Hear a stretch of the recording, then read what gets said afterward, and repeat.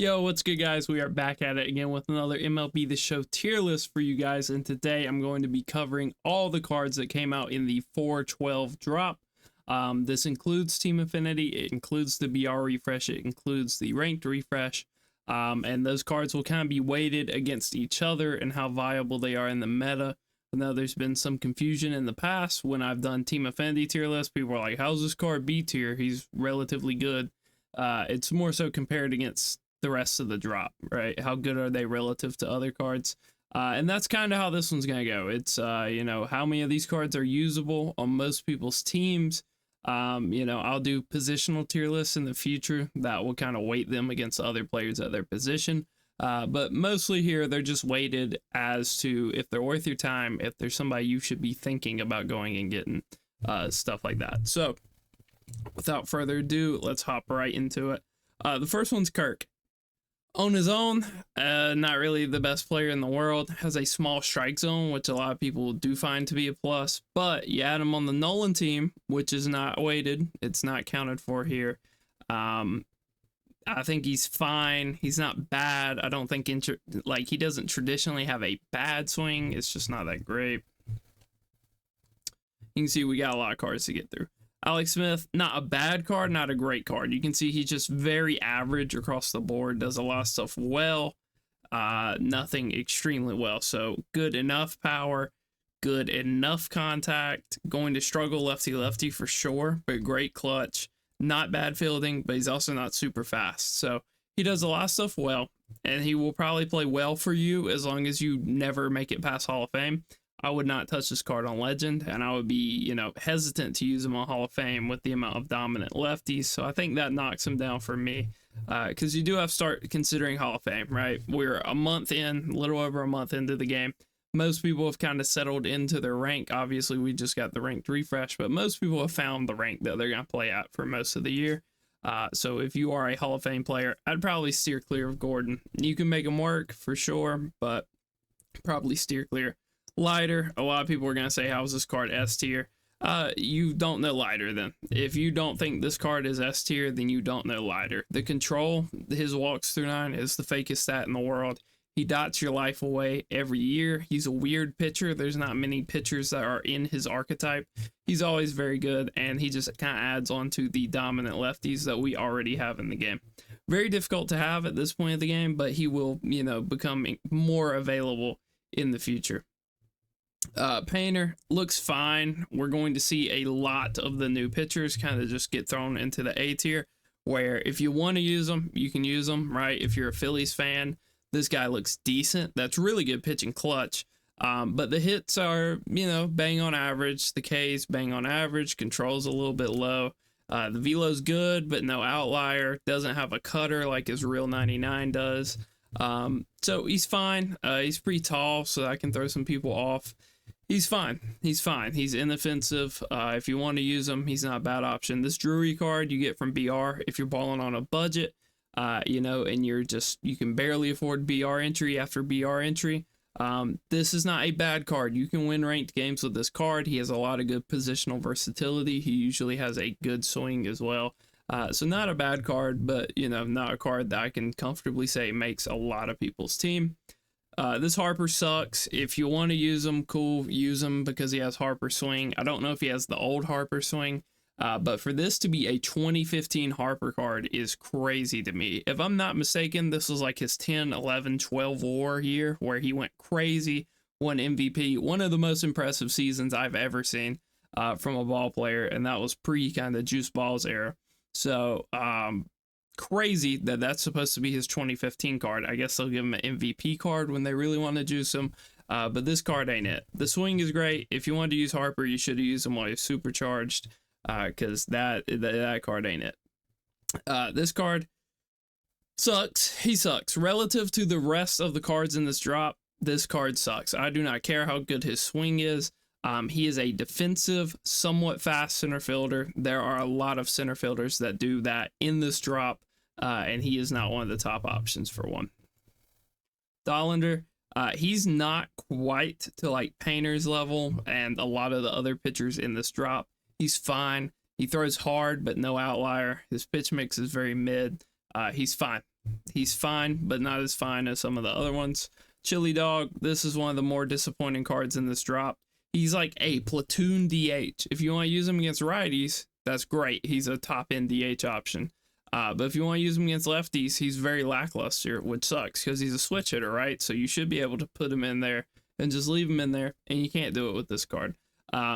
Also, you probably don't want to play him in the field because his fielding stats aren't actually terrible for once, but they made him a primary center fielder. So he's too slow to put in center. You're going to put him in a corner outfield spot, and then he's going to lose 5 reaction and 5 fielding.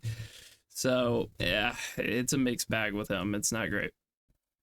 Vogie, Danny Burgess. I believe he makes the Nolan team.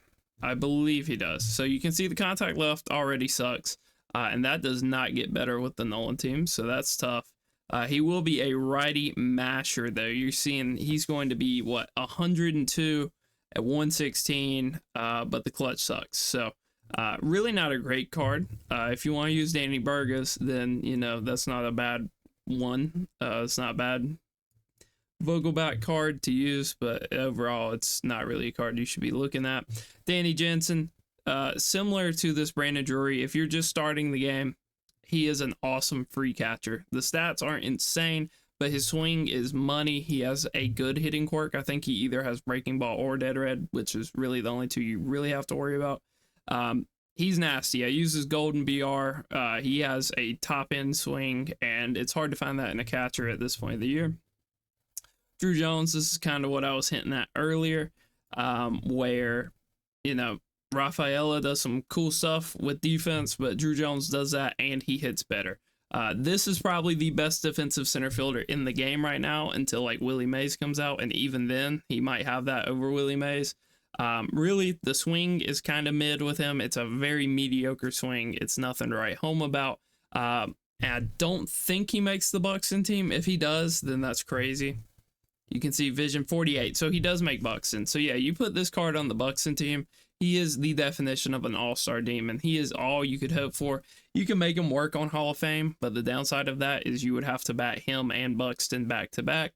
And like I said, this is without boost, and it's without kind of taking into account what difficulty you guys are on. So if you're on, all-star difficulty and you can deal with his swing and you already run the Buxton team, this is easily a S tier card. But in its current state with no boost, I don't think he is. Ed Matthews, one of the better Team Affinity cards. His hitting stats are very, very good all across the board. And we know his swing. Every year he has such an elite swing, and he has like every hitting quirk, so he's going to play better than the stats already. So I think he's a great option out of Team Affinity. If you're balling on a budget, if you aren't comfortable with your current third baseman, he can play. He can play for sure. And I'm realizing now we actually forgot one player. Chipper Jones actually got a card, a low overall diamond in BR today. This card sucks stat wise, but it's still Chipper Jones, and he still has like every hitting quirk, and he's still gonna play very well. Again, if you're on a budget, you can make a decent little team to start your ranked push just out of BR. Emmanuel, he makes Buxton team. Again, this is without accounting for the team. With the team, he's easily S tier probably if you're an all-star player, because he's going to get crazy power, and he's going to be very fast. He's going to have 92 speed with diamond defense. So with the Buxton team, obviously probably an S tier. But without it, I can't really rank him like as high as Drew Jones, who's already a lot faster and a lot better on defense without adding the Buxton team. This card is a joke.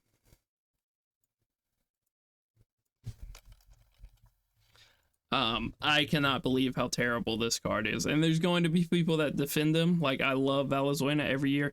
I don't know if you're aware, he has 4 pitches this year, and they're not very good. They're not complementary pitches. 3 of them basically do the exact same thing.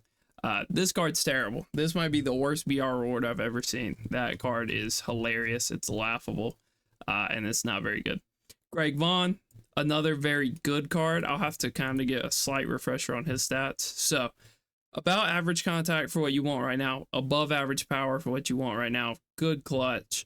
He is very slow, and his fielding's not great. So I think that kind of drags him to that A tier, but you put him on the Buxton team, again, S tier card, easily. So it's worth mentioning, but I'm not going to rate all these guys with their team buffs because I don't think that's a great way to go about it. Heston is close. He's very similar to Alex Gordon. Kind of jack of all trades, master of none. Doesn't do anything insane. You can see kind of fast, not slow, but not fast. Decent fielder, not an amazing fielder, and good pop and good contact, but not awesome. So he's very similar to Alex Gordon. These two are basically the exact same. It's kind of whose swing do you like more? Ian Happ. I wanted to put this card in S tier. When I saw this card, I thought he was going to be S tier. The power against lefties is a real problem with this card. The fact that he won't be a plus fielder at second base. He probably won't hurt you, but he's not going to be a plus fielder. Second base is probably where you want to play him. But it's tough. It's tough. I think Showzone actually has him as their number one rated second baseman. But he just really doesn't have the pop against lefties. I know his swing's very good. I know he's a switch hitter, and if you really need a switch hitter, then he's probably S tier. But in general, I don't really see it with him. So DeGrom, I'm hesitant to do this. I am hesitant to do this because last year, right, we gassed DeGrom. We were like, oh man, they gave him a sinker. He's going to be, this is the all-star version all over again. I think this one's going to be very good, but I think you're going to run into the exact same issue as last year where people just sit on the fastball because all they really have to respect other than that is the slider. So I think I'm going to put him in S tier for now just because his hits and pitching clutch are way higher than every other pitcher in the game. But, you know, he could age like milk. This card is crazy good. I don't think he makes Nolan team. I think he's a little too fast. No, he does. Oh, he does. Oh, he does. Yeah, this card's crazy. So you can see this McCann card has 122 contact against righties. He will have, I think he like 15 power left, so he'll have basically like 104 power left, something like that. Before you add parallels, he'll get some clutch. He'll have like 120 clutch. He's already not a bad fielder. This is a crazy catcher on a budget. If you're running the Nolan team, this card's wild, and I think he's like 15, 20K, something like that.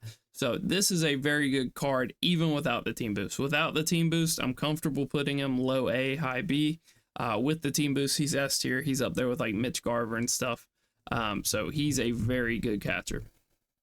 This Jarren Duran card, assuming you're leaving him in left field, I know the speed is tempting to put him in center, but he's going to lose fielding. He's going to lose reaction. I think you leave him in left and kind of use him as like that Ricky Henderson type outfielder. Obviously, he swings a lot better than somebody like Ricky. A decent card. Is he relative to his value worth like 100K? No, probably not. I could see maybe an argument for S tier. You can see this contact is very high, and he's going to bash against righties. Honestly, I could put him kind of higher. I don't personally know his swing. I haven't used a Duran card in a while, but I think he's probably S tier, to be honest. He seems very solid. I would be surprised if he is a terrible card. The Martian, if you remember, you remember. Like 2 years ago, we got Tops Now one. That was top tier in the game. This is flashbacks of that. It's not him kind of fully realized back in that form. But you put this card on the Buxton team, easy S tier if you're an all-star player, maybe even if you're a Hall of Fame player. Without it, he's still very good. Being a switch-hitting outfielder is a very valuable thing to have right now. So I like him, but he's not super fast without the boost, and he doesn't have kind of jump off the paper type of power. But he's close, and you add the boost, I think that brings him over. Joe Torre. A very good kind of, okay, whatever. A very good free kind of James McCann. You can see they have very similar stats. Torrey's got a little more contact than somebody like McCann does. Little less power. Great clutch. Not bad fielding. Not bad speed.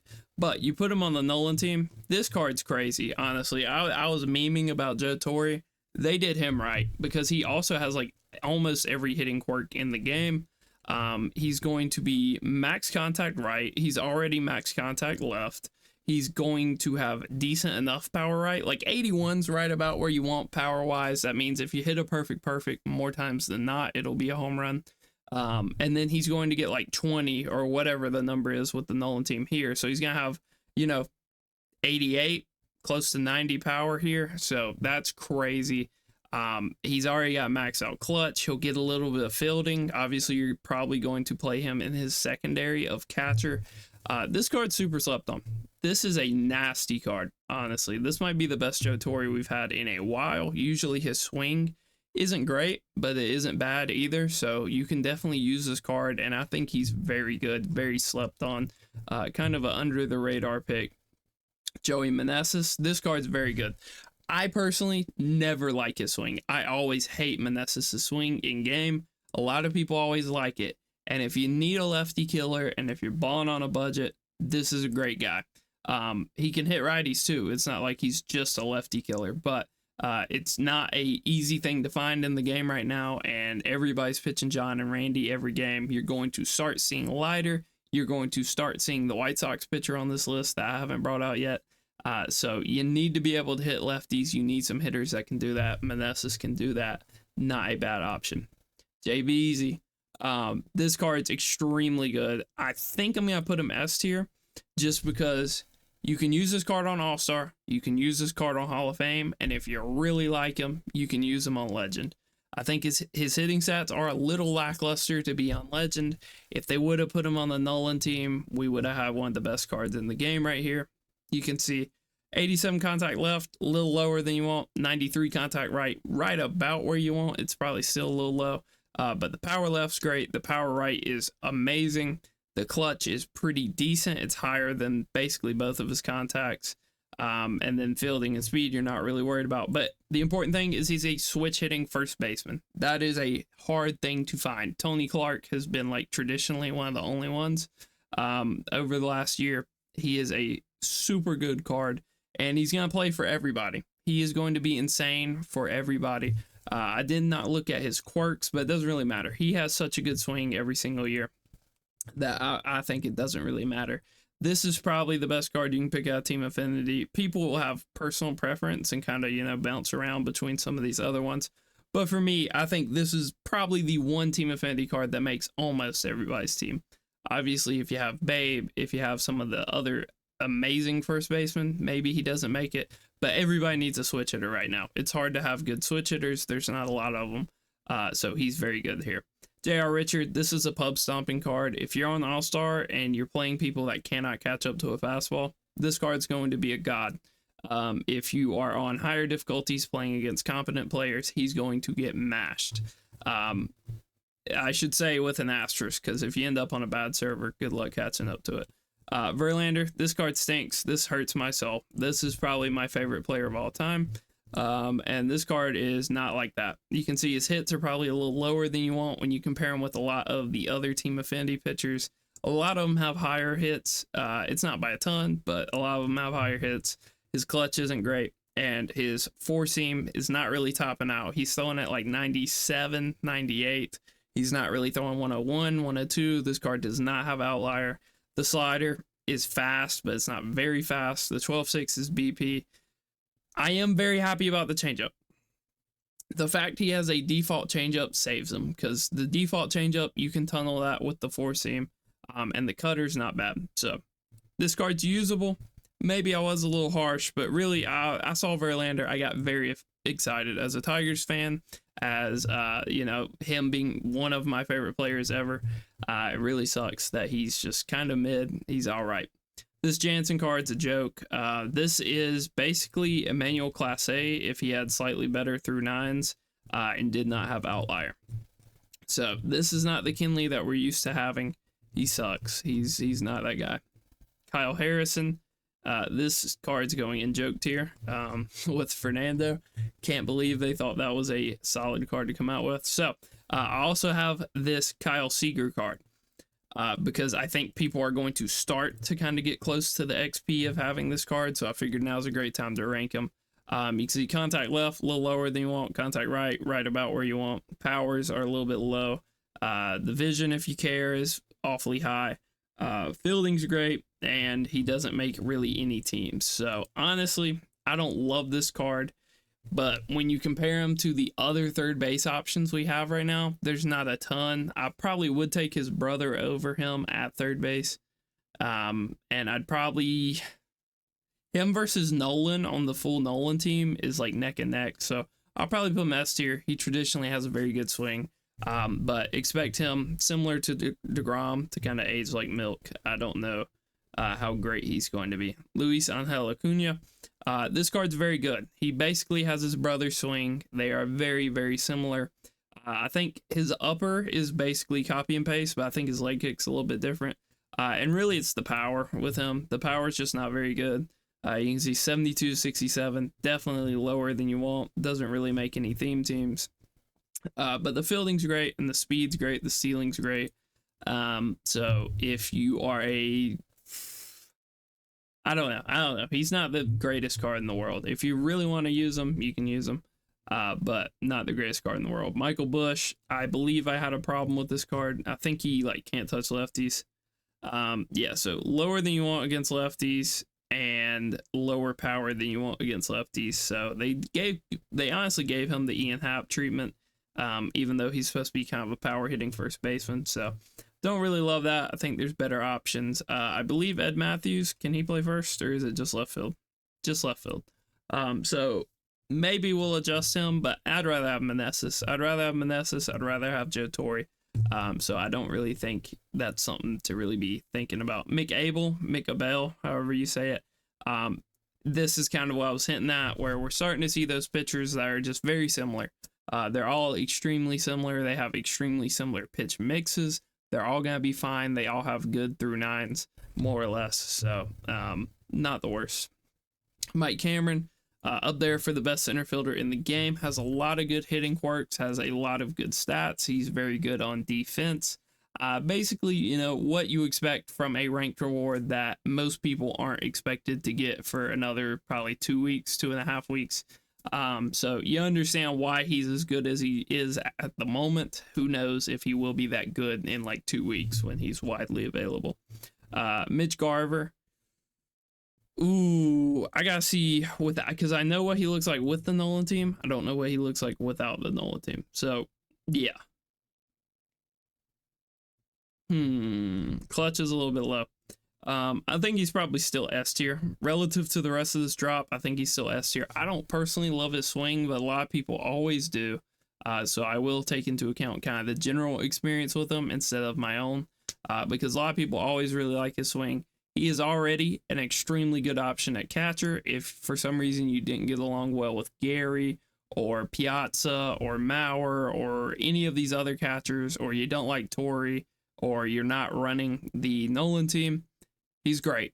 If you are running the Nolan team, me personally, what I'm going to be doing moving forward is platooning Mauer and Garver, just depending on what starting pitcher there is in the game.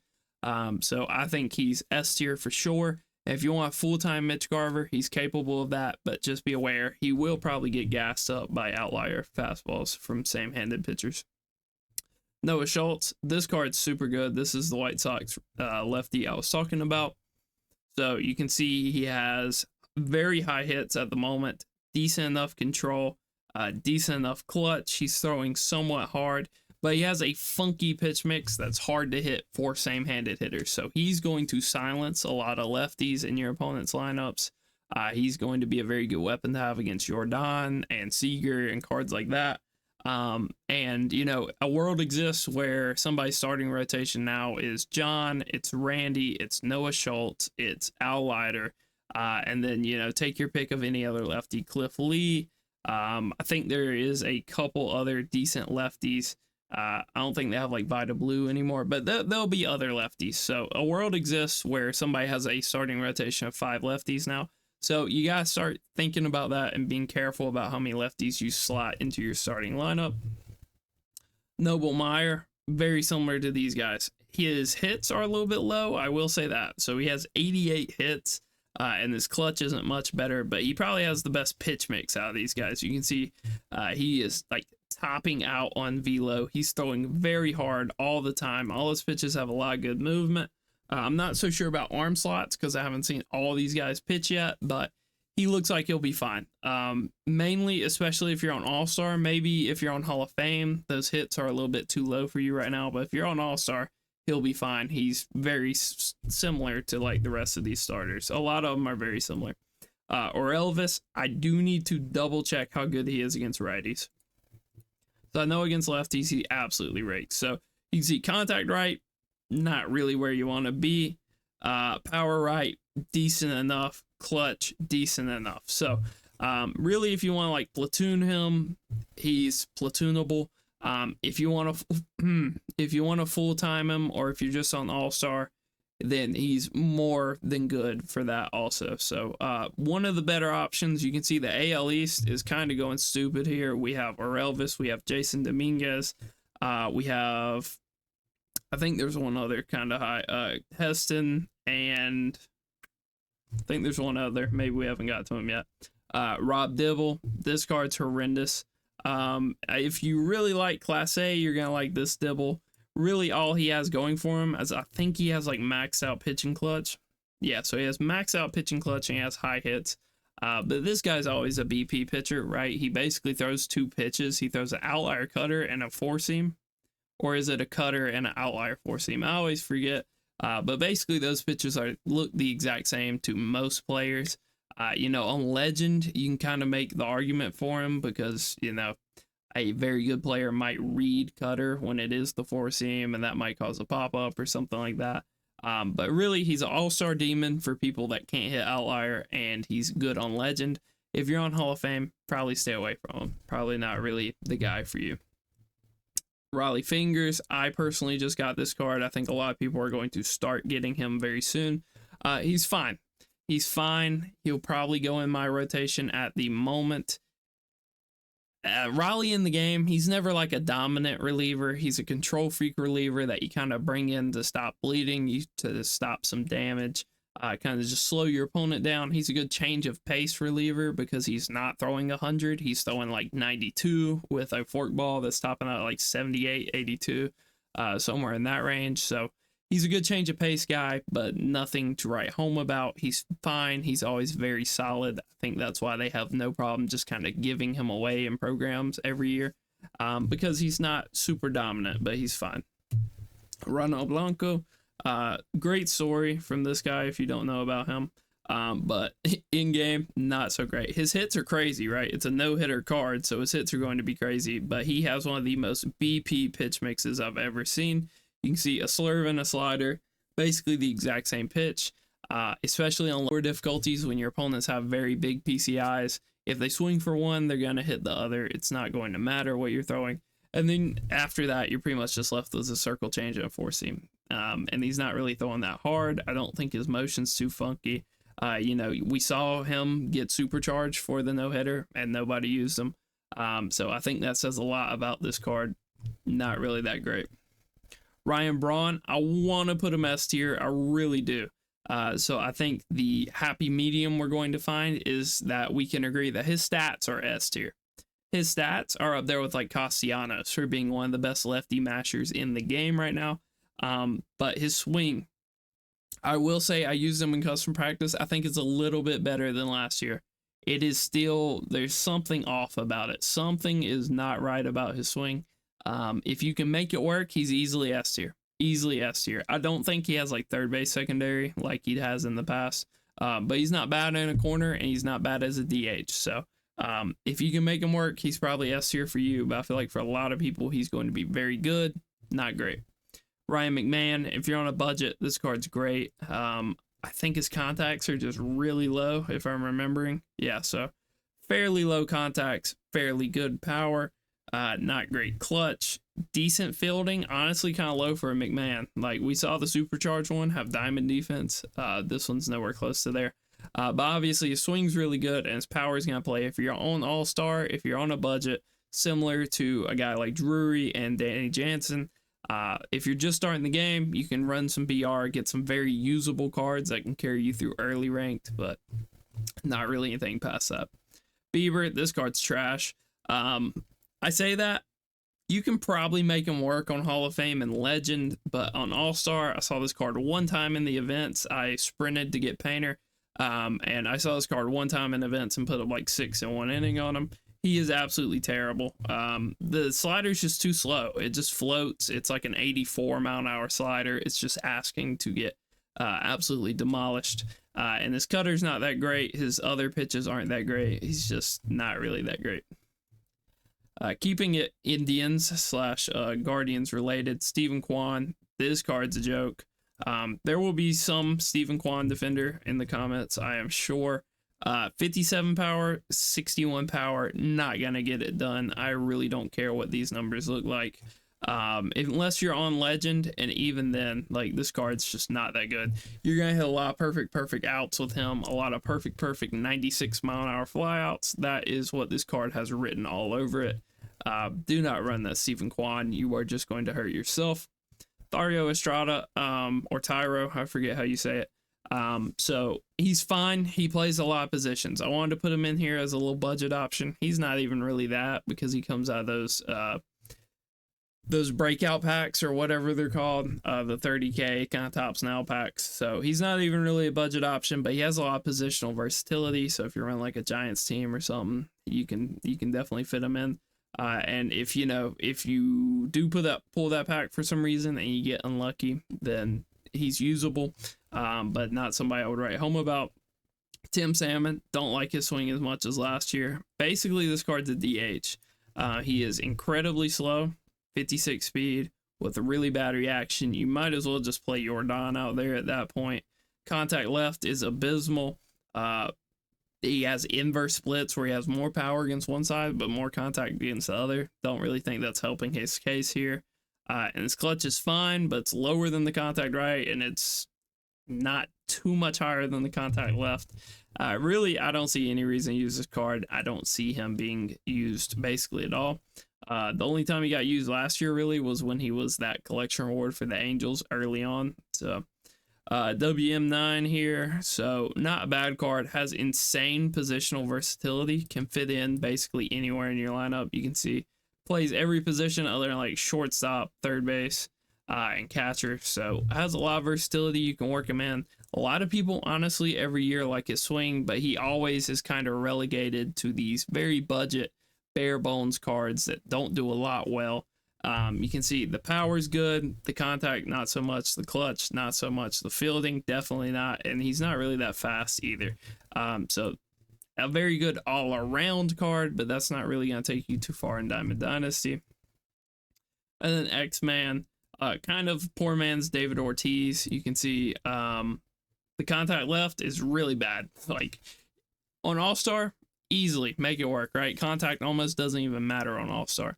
But the moment you get on Hall of Fame and you're facing John and Randy and Leiter, you're not going to have fun with this card. They're going to spam away sliders to him. His PCI is going to be that big, and you're not going to have a chance of hitting the ball. But you can see the power numbers are very good. The clutch is decent enough. So on All-Star, definitely a usable card.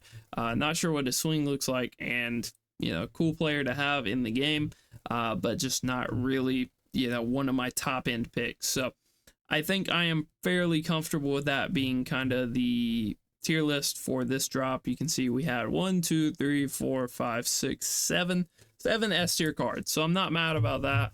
And then if you're running theme teams, you can argue McCann's S tier. You can argue that Drew Jones is S tier. If you're somebody that plays on All-Star, Jason Dominguez, you can argue. Torrey, you can argue. Who else? Braun, if you like a swing, you can argue that for sure. And then I think there's probably Emmanuel. Emmanuel with the boost gets way better. He jumps an entire 2 tiers, honestly, in my opinion, if you are an all-star player and you run the Buxton boost, so he's worth mentioning. And then you just got, a lot of fodder other than that. Chipper will probably play pretty good. Maybe that is a little harsh just because it's Chipper. So just because of the name value and the insane hitting quirks he has, I'll bump him up. I played a guy, he hit very well with that card against me in events. So, but that is the tier list. I will link it this time. You see me copying it, so it will actually be in the description. But yeah, guys, till next time, make sure you subscribe and like if you haven't already. We're going to keep it coming. Keep an eye out for the positional tier list in the future. We'll probably start with starting pitchers fairly soon. Till next time, peace.